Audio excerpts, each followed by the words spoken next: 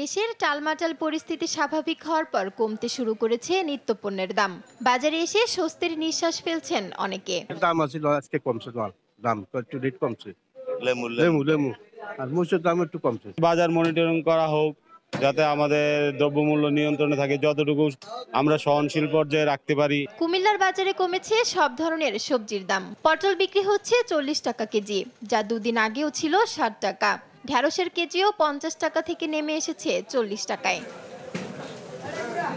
ভোলার বাজারেও কমেছে সবজির দাম, তবে এখনো চড়া মাছ মাংসের দাম। মোটামুটি আগের চেয়ে কমছে ইনশাল্লাহ, আল্লাহর রহমতে সবকিছুর দাম কমবে ইনশাল্লাহ। আমরা স্বাধীন দেশে ইনশাল্লাহ বাস করতে আছি আল্লাহর রহমতে, আর সব কিছুর দাম ইনশাল্লাহ কমে যাবে। বর্তমানে যে কাঁচামাল মোটামুটি ভাবে দাম কম আছে, আগের চেয়ে অনেকটা কম আছে।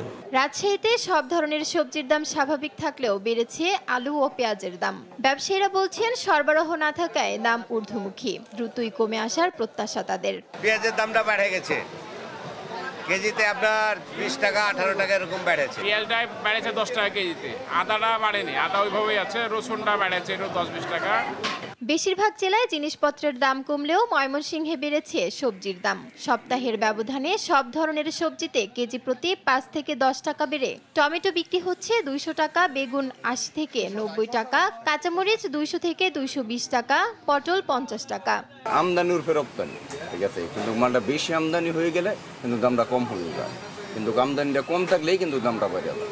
সিন্ডিকেট যারা আছে, যারা পুঁজিবাদী ব্যবসায়ী, তারা যদি ঠিক রাখে বাজার দর, তাহলে আমরা তো বুঝতে হবে আমাদের এত বেশি লাভের দরকার নাই, আমাদের সামান্য লাভ হলেই সংসার চলবে, আমরাও সেটা চাই। এদিকে চুয়াডাঙ্গায় কাঁচা বাজারে পণ্যের দাম বাড়তি থাকলেও অন্যান্য পণ্যের দাম স্থিতিশীল রয়েছে। শিক্ষার্থীরা ভোক্তা অধিকার সংরক্ষণ অধিদপ্তরের সঙ্গে সমন্বয় করে বাজার মনিটরিং করছে। চাঁপাইনবাবগঞ্জে এখনো নিয়ন্ত্রণহীন দ্রব্যমূল্যের বাজার।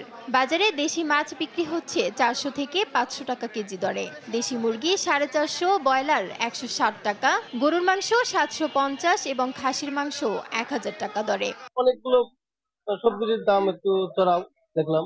কয়েকদিন আগে পটল নিলাম 30 টাকা, এখন সেই পটল এখন হয়ে গেছে 35। চিংড়ি মাছ আপনার 600-700 টাকা কেজি, বেলে মাছ 700-800 টাকা কেজি, বাঁচা মাছ আপনার 1000-1200 টাকা কেজি। নিত্য প্রয়োজনীয় জিনিসপত্রের দাম ক্রয় ক্ষমতার মধ্যে আনার দাবি সবার। এবার শুধু দাবি নয়, দ্রুত বাস্তবায়ন চান তারা। ফারজানা ইসলাম, নিউজ ডেস্ক, দেশ টিভি।